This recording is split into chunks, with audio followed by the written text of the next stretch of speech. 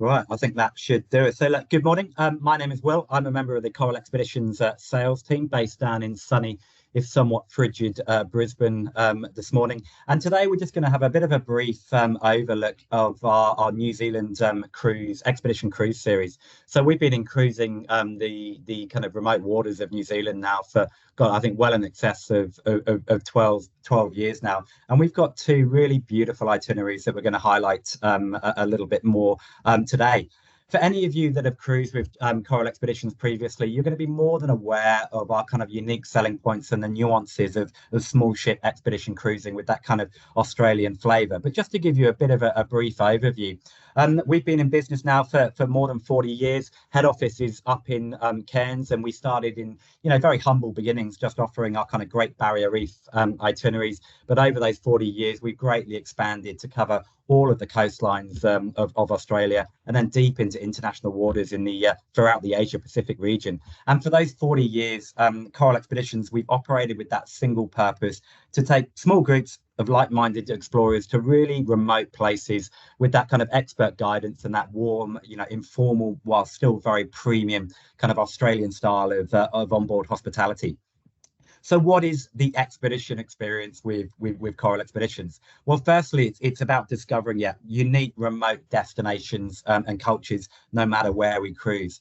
It's about spending more time on excursion and ashore, really experiencing the places that you've, paid a considerable amount of money to experience. A big part of that are the explorer tenders, unique to Coral Expeditions, which I'm going to come on to in far more detail shortly. But, outside of sea days, we do a minimum of 2 shore excursions daily. Each shore excursion can last, 2 to 3 hours in length. So you spend a considerable amount of time, off the ship, actively exploring these really, remote wilderness destinations, which is the Coral Expeditions sweet spot. And we do this by, and sharing in the expert knowledge of our expedition crew and guest lecturers, and kind of learning along the way. The aim being that we can kind of forearm you, prior to turning up to a, site of special scientific interest, or somewhere where amazing flora and fauna, or amazing, cultures, or amazing geology. So you have that kind of knowledge to really kind of appreciate these, stunning places that we visit along the trip. And we do it in true expedition style. So small groups and no waiting. We've only got 3 ships in the Coral Expeditions fleet. Coral Adventurer is the ship that we're going to be utilising for our New Zealand cruise series towards the end of this year. And again, I'll come on to that in a little bit more detail shortly. But we have a maximum guest numbers on board of 120. We can on and off board our entire ship's complement in under 15 minutes, utilising those explorer tenders that you can see off the back end of the ship there. And again, it means that there's no waiting. You're not having your allocated shore excursion time, which is kind of a feature of the more classic big ship cruising experience, which again means you can spend more time spent actively enjoying these beautiful places that we predominantly visit. The onboard guest experience. So again, across the fleet, no matter if you're cruising with us in domestic or international waters, firstly, we are 100% Australian owned. We cruise under the Australian flag, and we have a predominantly Australian onboard crew, admittedly with a scattering of Kiwis amongst them. And it means that we have that, relaxed, informal style of onboard hospitality. There's no dressing for dinner, there's no assigned seating, and we actively encourage, that open interaction between guests and crew, while still maintaining that very, very kind of premium onboard style of hospitality.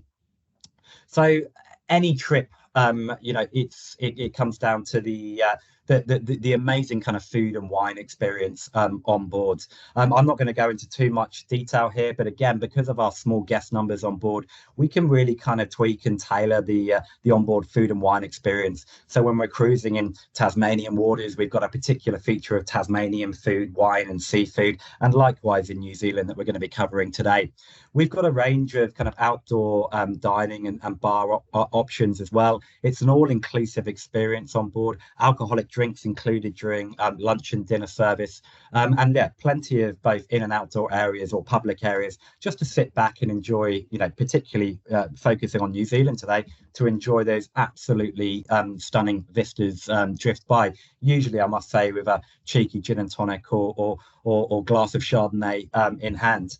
Outside of that, we offer no kind of formal onboard entertainment outside of our schedule of lectures and presentations from our kind of onboard expedition leader team and our guest lecturers, and obviously chosen for their specific knowledge. So again, touched on it earlier, before we turn up at some of these absolutely, stunning sites, you're going to have a presentation from one of our onboard team. So you're kind of forearmed about the history, culture, geologies, flora and fauna of the various places in which we travel. If you're looking for that more classic big ship experience with multiple bars, restaurants, nightclubs, casinos, white jacketed waiters, that's just not the type of onboard experience that we offer in New Zealand, in the Kimberley, on the Barrier Reef, and beyond into international waters. But if you're looking for that kind of intimate small ship, low number experience where you can really kind of get under the skin of these epic destinations that we go to, then yeah, Coral Expeditions is absolutely going to be for you today. So I mentioned we've only got 3 purpose-built ships in the Coral Expedition fleet, and they're absolutely purpose-built to sail in the really kind of predominantly remote waters, which is the Coral Expedition's sweet spot. For the New Zealand cruise series later this year, we're going to be cruising aboard Coral Adventurer.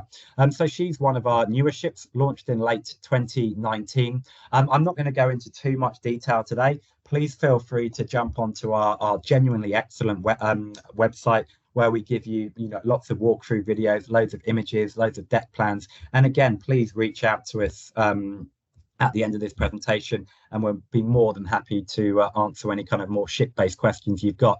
All you really need to know at this stage is Coral Adventurer, launched in late 2019, so one of our newer vessels, has a maximum guest capacity on board of 120 guests, spread across 60 staterooms.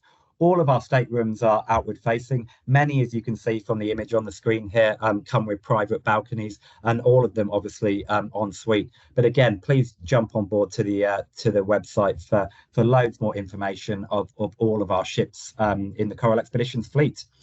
So moving on to probably one of the kind of key points of difference for Coral Expeditions to any other cruise line. And if you take away anything from this presentation today, it might be the following few slides on our unique Explorer tenders. So these are unique to Coral Expeditions. We've designed and built these, and they provide the perfect conduit between our kind of mothership vessels and the predominantly, remote, hard to access places with, limited harbour facilities, which is, predominantly where we concentrate with Coral Expeditions. You'll see some of the selling points on the screen there, but I just want to point out that, comfortable seating for up to 70 guests. So Coral Adventurer and Coral Geographer, our 2 newer ships, have 2 Explorer tenders. So it means that absolutely we can on and off board our entire ship's complement in under 15 minutes. So there's no queuing, there's no waiting for your allocated shore excursion time. It's comfortable seating, and when you think you can be on our Explorer tenders for up to 2-3 hours at a time, it's crucial to have that comfortable seating so you can enjoy yourself and watch these stunning vistas drift by. We've got a toilet on board for that kind of remote convenience, and that might not sound like a big deal, but it completely avoids the necessity to run regular toilet break back to the mothership, which is going to again interrupt your valuable shore excursion time. We've got a sunroof, or sometimes in New Zealand, a bit of a rain roof, so you're kind of protected from the elements. And then moving on, to the next slide, they're absolutely perfect for those kind of remote areas which we predominantly concentrate on. So on the top left image of your screen is just a typical what we would call a dry beach landing, basically. So we've got a landing craft ramp on the front. We can pull up to the beach, and then it's just a level flat walk onto the beach, and then away you go on excursion. For a wet beach landing, we're never going to drop you in more than ankle deep water, that type of thing. So again, we always brief you on whether or not it's going to be a wet or a beach dry landing. If we have a wet beach landing, a lot of people just, take their shoes and socks off. We do provide feet towels and swimming towels for you as standard on all our trips. But it's a perfect way of accessing these really kind of remote locations, which is where we really kind of concentrate on at Coral Expeditions. So the image on the top right-hand side of your screen is the boarding procedure. So the Explorer tenders are on a hydraulic platform you'll see on the bottom right-hand side of your screen there. We bring the Explorers up to one of the main deck levels. And then as you can see in the top right hand there, it's just a level flat walk onto the Explorer. Take your seat in one of our comfy padded seats. And then the hydraulic system just gently lowers you into the water. And then away you go on excursion. There's no steps or ladders to contend with. You're not jumping into zodiacs that are bouncing on the side of the boat, which can prove logistically challenging at times. So it's a really easy on and off boarding procedure. And again, when we return to the ship, it's just exactly the same, but in reverse. We pull up onto that hydraulic platform, and then it just gets brought up to one of the main deck levels, and then you just step off, nice level access onto one of the main decks. So a really simple on and off boarding procedure, and it's one of the kind of key selling points of Coral Expeditions, be that here in New Zealand, but on all of our domestic and international itineraries, and allows us to provide that kind of true expedition experience, again, particularly considering the kind of key demographics that we appeal to at Coral. That being said, on all of our trips, not just here in New Zealand, we complement those Explorer tenders with the more traditional Zodiac inflatables. And it means that you guys as our guests can pick and choose, how adventurous or not that you want to be on a case-by-case basis. All I'll say with the Zodiac inflatables, I've spent many an hour bouncing across the ocean on one of these. They can be absolutely, great fun. And it doesn't matter if you're 21 or 81, basically. To spend multiple hours on a Zodiac in the baking summer heat or maybe more inclement weather down in New Zealand sometimes, the enjoyment can quickly wane when you've got no back protection, no lumbar support, no protection from the elements. And so, like I say, that's why we pair them with our Explorer tenders, and where applicable, we give you guys the option to jump on board a Zodiac and have that kind of true expedition experience. But using them in conjunction with each other allows us to really kind of cater to our key kind of demographics with Coral and give you guys that choice to be adventurous or not on a day-by-day and case-by-case basis. So moving on to the crux of the presentation today, introducing our guest speaker, Steve Cox. Steve has been with the company many years now. He was one of our expedition team and now works pretty closely with our product development team. And he's been responsible for designing a couple of these, or the two New Zealand itineraries that we're going to be focusing on today. So thank you very much for joining us today, Steve.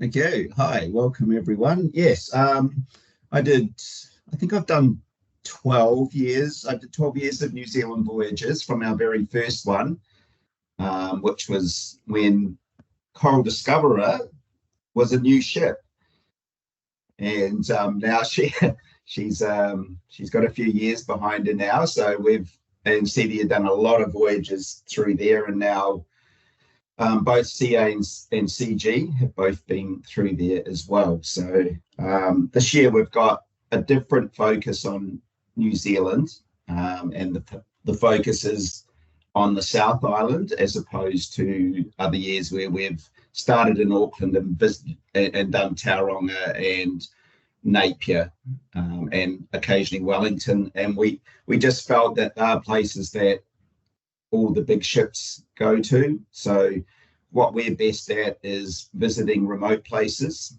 and that means for us down and spending time in Stewart Island and down in the fiords.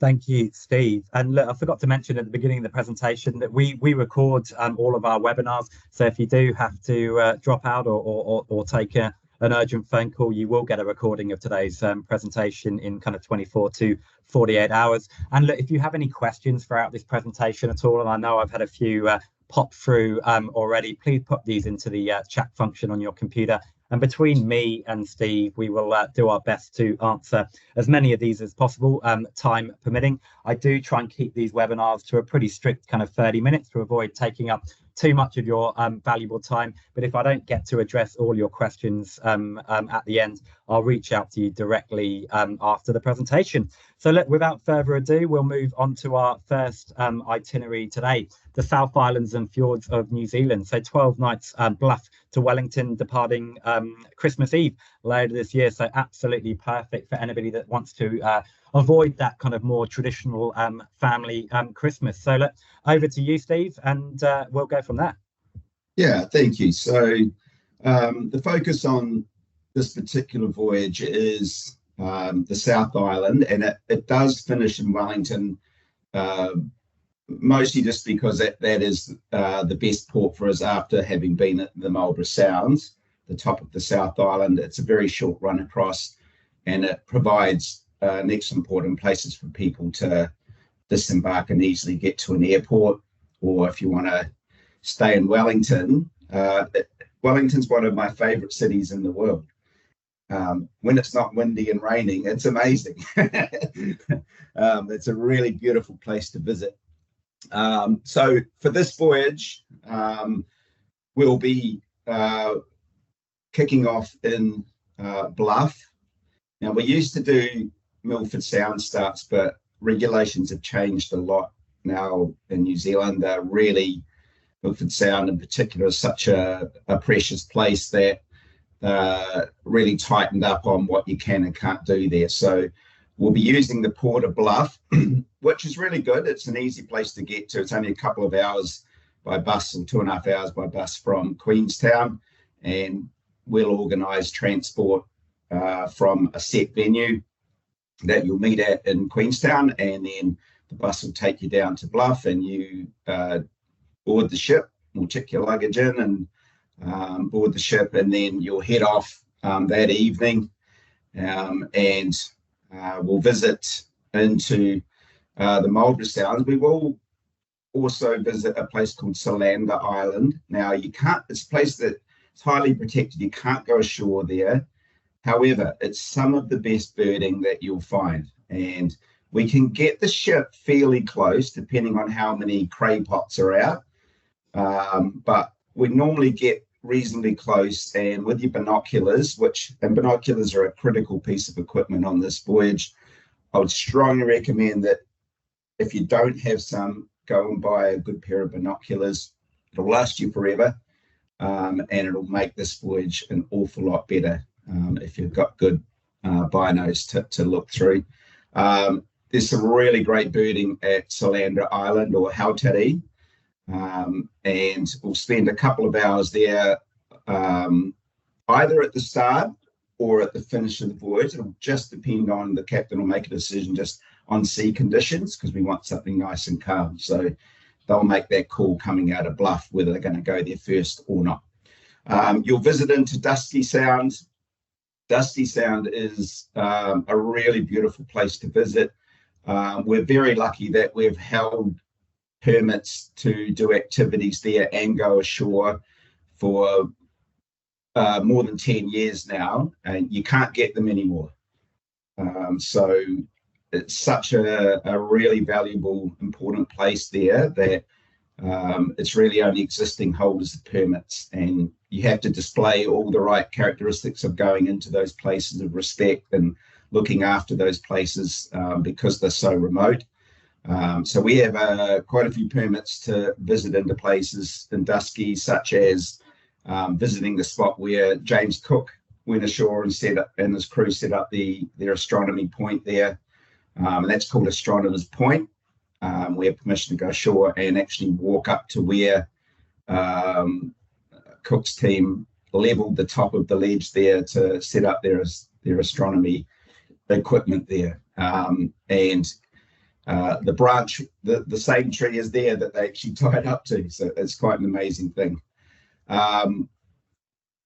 We can use our zodiacs there as well. And Dusky can certainly toss up some weather. But once you're inside the fjords, generally outside, you can get a little bit of weather. But often once you're inside, it's quite protected.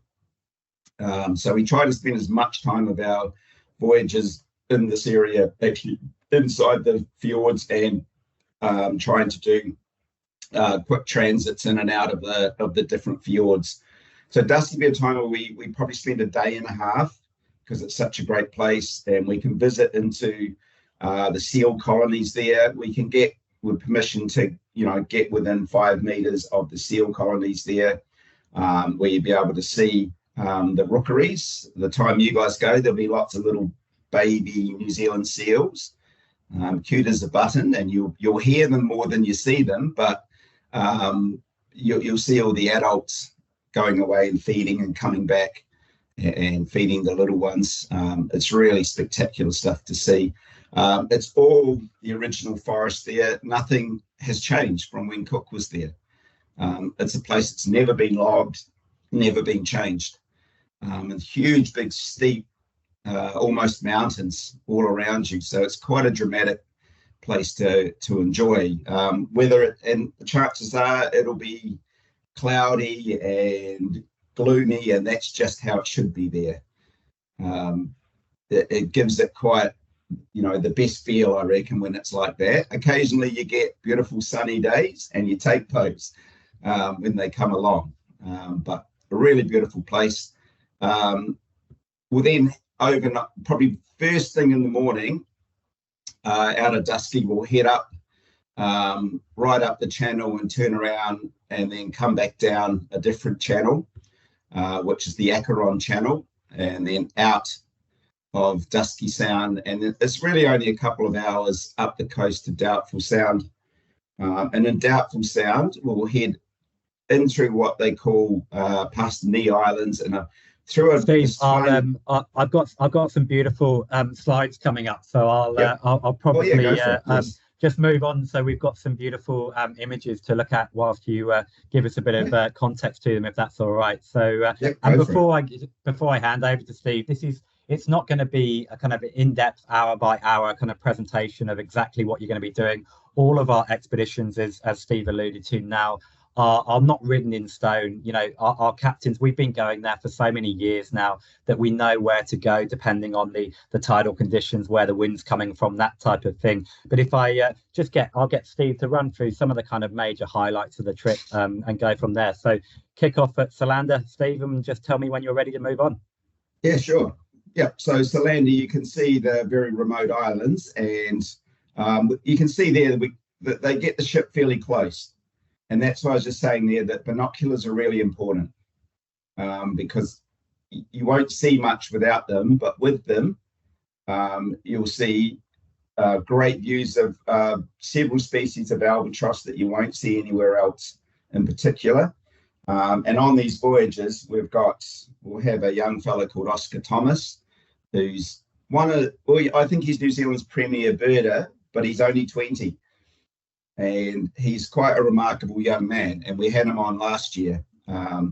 He published a book on birds when he was 18, which was a huge success. So he is Mr. Birds in New Zealand for a young man.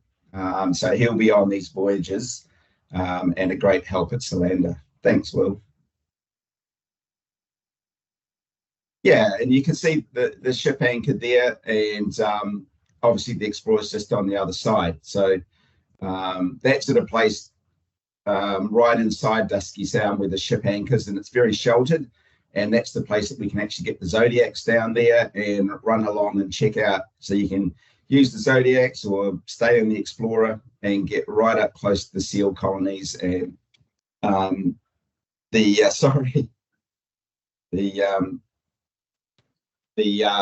beautiful coastlines as well. And the Zodiacs just give you a different view because it's so high up. You can take away the route of the Explorer, and you can really get some dramatic views high up.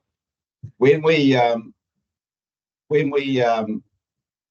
use the kayaks, we'll do it. We'll only do it if the conditions are good. And you can see the guys have got a good day there. And you'll be able to, as long as the weather's okay, you will have the opportunity to get out in the sheltered waters. And if you want to get out in the kayaks and have a bit of fun and you can, and it's good fun. Just don't fall in. It's cold. Very cold. Well, and that segues quite nicely, Steve, because I've already had a question about potential swimming opportunities, and I know that we're in the kind of there. height of summer down here. We do a polar swim down in Fiordland, where we'll drop the back platform right down to the water level. Most of the crew get in, not all.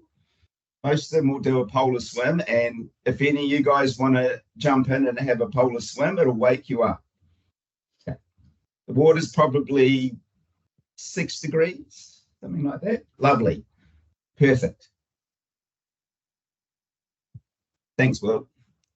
Yeah, and as we go up, and you know, the icon of that area is Milford Sound, and that is our turnaround point before we come back down towards Bluff. We're one of the few ships that is actually allowed. We can actually, if conditions allow, launch our tenders there. So if you go in a big cruise ship, no, you can't do anything. They do a circle and go out. But we are allowed to come in with our ship, and we can go right up close to Stirling Falls. If conditions are good, we can actually launch our Explorers and do a loop around there and get up nice and close. So we have the opportunity to do a few more different things than other ships. And we'll spend probably 3 or 4 hours in Milford Sound. It's a place where you can't stay overnight. They don't permit it. So we go in sort of early afternoon, do our thing, have a great time in there, and then come back out. And there's a bay not far down called Poison Bay where we're allowed to anchor safely overnight before we carry on the next morning. But it really is one of the huge highlights. Some of you may have visited there. It's really the only place you can get to by land from Queenstown. But we'll have a really neat time there and getting up nice and close to some dramatic scenery. And then we'll come out and anchor at Poison. Thanks, Will. Yeah, and Doubtful Sound. It's one of the more remote ones. It has high restrictions on what you can and can't do because of its remoteness. But it's got really beautiful waterfalls and dramatic scenery. And you can see the top on the right where the clouds are. That's what it's like 99% of the time. And it's great. It's exactly how I like it. It got that kind of really misty Jurassic Park kind of feel to it. And we've got permission to do one walk there. And if conditions allow, and that's really a win thing in this area, we actually can go ashore at a beach and do a short walk around there. That's the only place where you can go ashore. But there's really fantastic stuff to be seen there. And there's a narrow piece of water called the Gut that we take the ship through. Not a lot of clearance on either side, but it's very deep. So we can take the big ship through, and then it heads out to the Seal Islands and the Knee Islands, where we can, if conditions are good, we can drop the Explorers down and get up nice and close to some nature. Or if it is a bit windy, we can still get fairly close with the big ship to seeing the seal colonies there. So probably the remotest one we go to is Doubtful, and a really beautiful place. Thanks, Will. Stewart Island, one of my favourite places. Great birding, beautiful little township, just a really lovely place. In the morning, we head off to Ulva Island, and Ulva is a really special place because it's one of the best birding reserves that I've been to on the planet. But what's great about it is that the public can go, and it's a really difficult mix for the Department of Conservation in New Zealand to protect a lot of vulnerable species of bird, including kiwis. That's not a kiwi there, that's a weka. But there's kiwis on that island, a lot of bird species that were reintroduced that were almost gone. So they're constantly playing this balance between allowing people to go there and really enjoy it and also protecting. And they had a case, I think it was maybe 5-6 years ago, that somebody deliberately put rats on the island. who would do that, right? But somebody did, and that's the type of thing that they have to deal with all the time. You know, one boat going there and putting, so it is quite strict, and got to make sure that your shoes are clean, and we make sure that everything's in place. It's a guided walk that we do with older guides, and they're all birding experts, and we split up in different groups. For those who are super keen birders, you're going to go off and then just go slowly and stare at trees. It's great fun. And if you want to, you know, less interested in birds, but want to see a few, but do a longer walk, we'll offer that. And there's also a really much longer walk that takes in almost the length of the island, where you can get a lot more exercise. And that segues quite nicely, Steve. I've had a couple of people pop into the chat function already, just for a bit of an overview, which you've kind of provided already, of the kind of walking, trekking opportunities, and kind of how physical are they, how kind of fit do they have to be. Can you kind of just give us a bit of context there?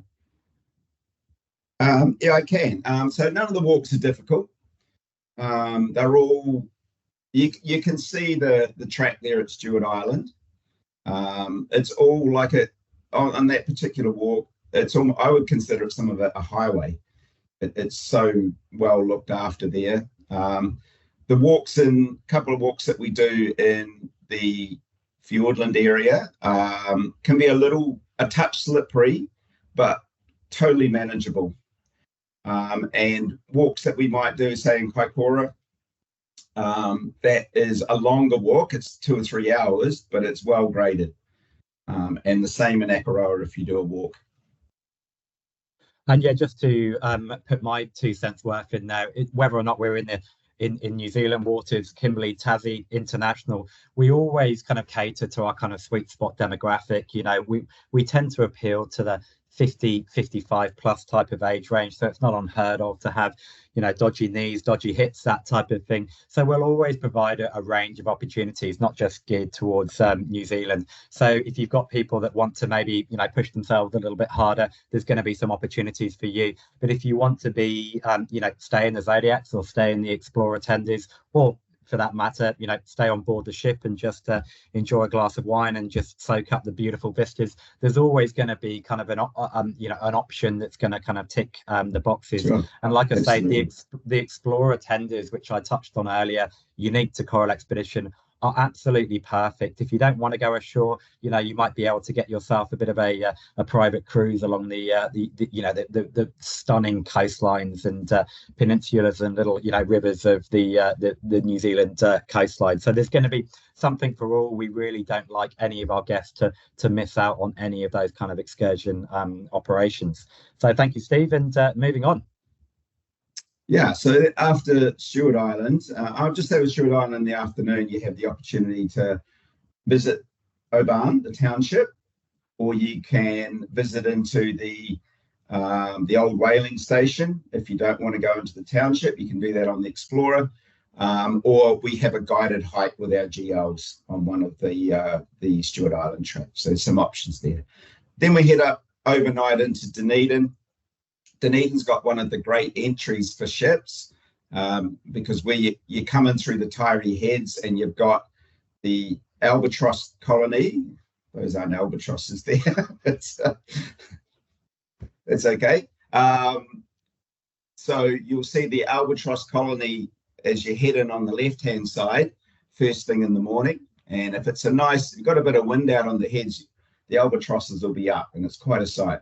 So they're the royal albatross, the largest albatross on the planet, and they're often up soaring first thing in the morning if there's some breeze. And then it's about an hour run in, and it's quite a spectacular run. It's worth getting up, you know, sort of 6:30 and grabbing a cup of coffee and sitting outside with a nice warm jacket on and just enjoy the views as the ship heads in. We're one of the few ships that is allowed to anchor right by the city. Most of the ships, and that's 99% of them, have to anchor way out at Port Chalmers, which is about a 30-40 minute bus ride into the city. Because of our size and our history with the Port of Dunedin, they allow us to come alongside at this small little port area that is 10 minutes from the city walk. So we're very thankful for them for allowing us to do that, because it just makes our day in Dunedin so much better. We have a couple of options there with outside operators, and we've had the same operator for 12 years who does a fantastic job, and they're called Back to Nature. So they do a full day tour right out to the peninsula where you can see the Royal Albatross. We go to the yellow-eyed penguin centre, and the last few times we've seen them every visit. So if you want to see a yellow-eyed penguin, which are very difficult things to see, they're very shy and good at hiding, it's a great place to see them. And the people that run that centre are fantastic. So that's the full day one, or there's the option of you can just do a city tour, which lasts a couple of hours.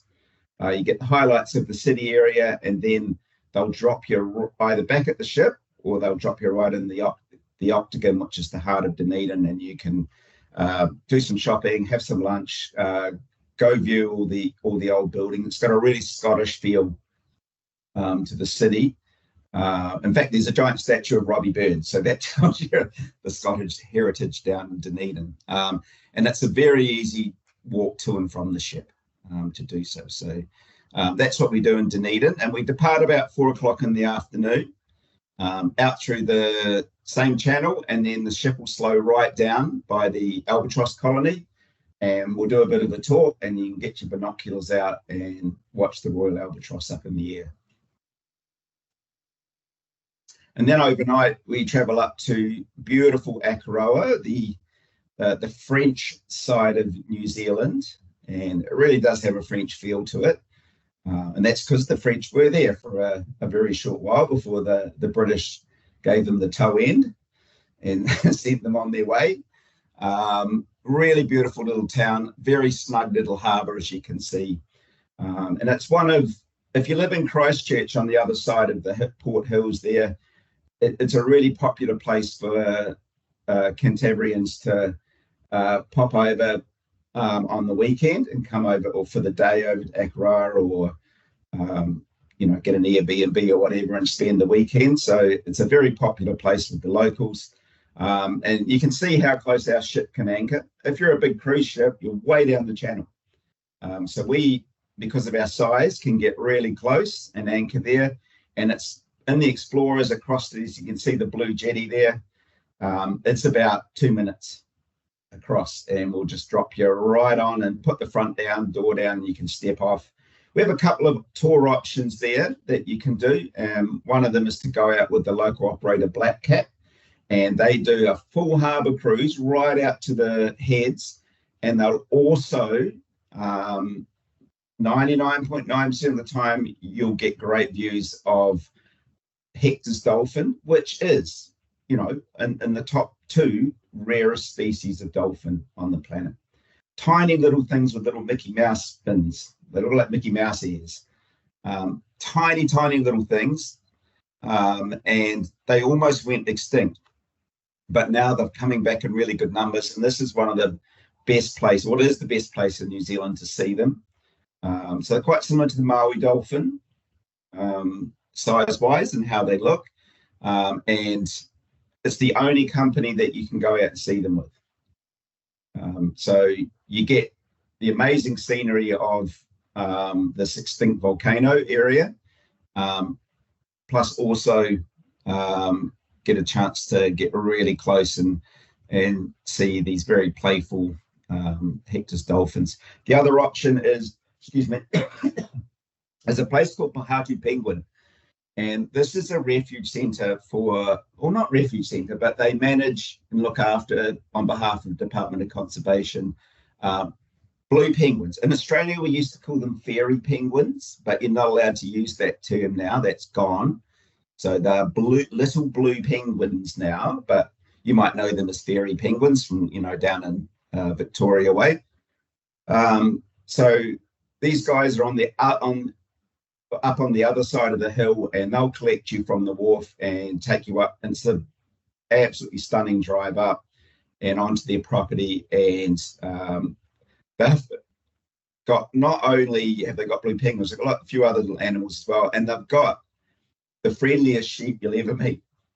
These guys are almost ambassadors for the area. They're the friendliest sheep ever, and they come right up to you, and really good fun.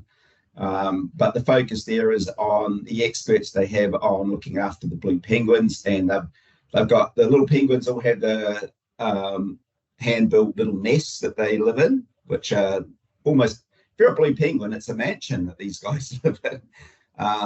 And they go away and do their normal things every day, go away first light, they go away fishing.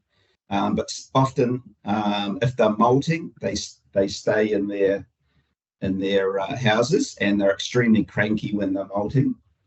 But the times I've been there, we've always seen blue penguins that are just hanging out in their little houses, and the people there really do know their stuff about it. So if you're interested in that side of things, it's a really great tour to do, to see the blue penguins and learn about how they manage that species in that area. Or you can choose to do your own thing. Akaroa is an easy town to walk along, and there's loads of restaurants and coffee shops and shopping, and free internet around there as well. Dunedin's got, all New Zealand towns and cities have free internet. It's a fairly common theme, so you can go ashore and catch up on some emails or that kind of thing as well. Thanks, Will. Thanks, Steve. Then we head into Kaikoura. I spent a lot of time in Kaikoura when I was a youngster. I grew up in Christchurch, and my dad used to take me to Kaikoura a lot. We used to go out boating, and in fact, I sunk my first boat, and my very first boat that I had actually went down in Kaikoura. So I have good memories there. It's a really beautiful place, and here we offer the chance to go out with the Whale Watch company there, which is owned by the local Māori there, and it's one of the best tours that you'll ever do. They do it so well. They're incredibly knowledgeable. They have really brand new boats that go out there. They're fast, they're comfortable, they're safe. Their information is fantastic, and they're also really good at finding whales out there. And also, I've never not, when I've done that tour, which is plenty of times, I've never not been able to see huge pods of dusky dolphins. The dolphins they know come into this area just to play. They just hang out in the bay there, in the South Bay, and they're just playing. That's all they do, just hanging out, having a good time before they head off and start hunting again. So you can get pods of hundreds of them. So it's quite a view, and you'll also see albatross up close that are sitting in the water. It's a real, nature lovers highlight there. The ship there, that's CD, and that's just anchored in South Bay. That's the view you have there. And in winter, that's totally snowed in, those hills. So it's quite a view. And in the afternoon, we offer a guided walk with our GLs and expedition team over the peninsula track, and that's about a 2-hour walk. Well graded, it's on a great track, and spectacular views. So it's not a difficult walk, bit of a hill up, but then you're on a sort of flattish peninsula walk over the top, and then you come down and it finishes at the seal colony there. So you can see up close New Zealand fur seals, and then our bus will come over that we've organised and pick you up, take you back to the town or back to the ship. Or if you want to do your own thing, we have a free shuttle service that runs in the afternoon. You can just jump on the shuttle from the wharf, and they'll run you about 5 minutes, 6 minutes over the hill into the township. And you can just relax in the town, enjoy some time, and just catch the shuttle back to the ship. Thanks, Will. That's it. All right, just a few overshots there. You can see, Sorry, carry on. Yeah, no, you're right. You can see dusky dolphins there on the right, and New Zealand fur seal. You can tell New Zealand fur seal by their cute little ears, little fold down ears, and you can see that there's 2 shots of Akaroa there. Thanks, Steve. And I'm very conscious that I've rapidly eaten it's up the same thing. Yeah, we don't need to go over that. It's different way, but it's the, bluff to bluff is basically, it's the same locations, but it doesn't have that South Island part. So it's totally focused on Fiordland, and you get to spend more time in each place, just slow down so you can really take in those places. But it doesn't have Dunedin, Akaroa, Kaikoura, Marlborough Sounds. Yeah, and just to follow on from what Steve said, so we're calling it the New Zealand Sounds in Stewart Island. It's 8 nights, bluff to bluff. Departs early in January next year. And as Steve said, like a lot of these locations, as you can see from the map there, are similar, if not identical, to some of the kind of iconic destinations that we covered in the previous itinerary. So Stewart Island, I tried to include a few additional photos, Steve. So we just had a bit of context, but I believe, correct me if I'm wrong, that it's the same type of shore experience. Yeah, it is. Yeah, so you've got wekas up there, and you've got spoonbills, and all of you will know what that bird is at the bottom in the middle. You've all seen that little fellow in Australia many times. And then, moving on obviously to the various fjordlands, which were a particular highlight. Absolutely spectacular scenery, some of the best I've ever seen when I was lucky enough to head down that way. Doubtful Sound, as we've covered in previous. Doubtful's where we get a bit of shore time. Is that correct? Yes, you can. If conditions are okay, we can land one spot there. Yes. All good.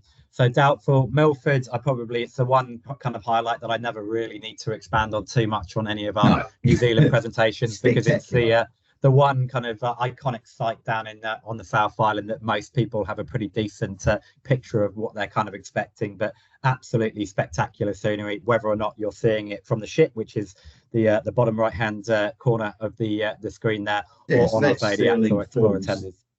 It's still falls just on the bottom, and then the Solander, you can see. I love it there. It's just so remote. It's got such an interesting history, and as I said, bring your binoculars and you'll see plenty of birds. Thank you. So look, that brings us pretty much to the end of our presentation today, guys. Apologies for going over our kind of allocated time. If you had to drop out of the presentation, we will be sending the recording to you in the kind of next 24, 48 hours or so. I've addressed some of the questions I've had popping through during the presentation, but just to clarify a couple. So I know a couple of you have asked about the Wi-Fi. So Steve mentioned that New Zealand has some pretty decent Wi-Fi in all the major towns that we visit. But if you'd asked me about, just over a year or so ago, I'd say, the onboard Wi-Fi experience wasn't potentially the best, particularly in some of the more remote places that we go to. But about 12 months or so, we spent a small fortune across the fleet, and not that Elon Musk needs the money, but just installing the Starlink Wi-Fi technology across the fleet. I got to use this myself, actually, in the Kimberley recently, a few weeks or so ago, and it's pretty much better than our head office Cairns Wi-Fi. Included in the price that you pay for the trip, we give you our standard Wi-Fi included. That's going to be more than good to keep in contact with friends and family, post some images, some videos, that type of thing. But if you're one of those unlucky people that has to jump into an important work meeting, or God forbid you've got the time to stream Netflix movies or equivalent, you might need to upgrade to our premium Wi-Fi service that does come at an additional cost. But from what I gathered from chatting to our guests when I was on board in the Kimberley recently, that standard included Wi-Fi is going to be more than good enough for your kind of individual day-by-day needs. Moving on to last question, I think today. Just one of you asked, what's our kind of sweet spot kind of in terms of the age demographics. So if any of you have cruised with Coral previously, you're going to be more than aware of the type of kind of client that's going to really, love the classic kind of true small ship Australian style of expedition cruising. We have a median age in our early 60s. Most of our clients are in that 50, 55 plus age range. We don't have any age restrictions, and we do very occasionally get kind of younger clientele on board, but they're almost exclusively traveling as part of that kind of wider family group where the grandparents are kind of paying for that extended family to have that, amazing bucket list experience. But more often than not, yeah, it's 85% Australian, and I include, Kiwis in that kind of domestic clientele, around the kind of 50-55 plus age range, a median age in the early 60s. But everybody who jumps aboard with Coral Expeditions, be that in New Zealand here, in the Kimberley, in Tassie, or any of our international destinations, they're coming for that kind of, Australian style, small ship, kind of true expedition experience, where we focus on, the history, cultures, flora, fauna, geology, and they actively want to kind of immerse themselves and, educate themselves on some of these, remote kind of wilderness areas, which is the Coral Expeditions sweet spot. I think Steve touched on some of, how physical are the challenges, and we always kind of cater to our demographics and give various options. So if you're not feeling like pushing yourself physically on a particular hike, there's always going to be other options, from that kind of more gentle beachcomb or staying aboard the explorers, to go through a cruise through the fjords and coastlines of New Zealand. And then for those of you who are probably more brave than I would be, there is a few chances to have a jump into the reasonably frigid waters where required. And I think that's pretty much come to the end of some of the questions. If any of you have submitted late, I'll just follow up with you directly after the presentation. Thank you for joining us today. Apologies for going over that kind of allocated 45-minute window. For any of you joining us today who have booked on our kind of upcoming New Zealand cruise series towards the end of this year and early next, it's a fantastic part of the world. It really suits the type of Coral Expeditions what we want in terms of going to these really remote, spectacularly beautiful locations. Being a small ship, maximum capacity of 120, we can get into these places, far closer and far more kind of niche and boutique than any of these kind of big ship cruise lines. There's no queuing or waiting. So if you've experienced the product with us, be that in the Kimberley or any of our domestic and international locations, you're going to get the same type of onboard experience. But for those of you who are new to Coral Expeditions, or potentially just kind of considering your options for your upcoming kind of New Zealand cruises, then hopefully today gives you a bit of an overview of kind of who we are and what we do down in New Zealand. Please jump onto our genuinely excellent website, where we give you full detailed day-by-day itineraries. There's loads of images, there's loads of video clips, so feel free to peruse to your heart's content. And again, please reach out to our genuinely excellent service team based up at our Cairns head office, or reach out to your travel agent, and they'll be more than happy to kind of ask those questions on your behalf. Thank you again for joining us. A big thank you to you, Steve, for providing a bit more kind of detailed context. And we look forward to seeing you on board soon, guys. Thank you very much. Enjoy the rest of your day. Thank you. See you guys.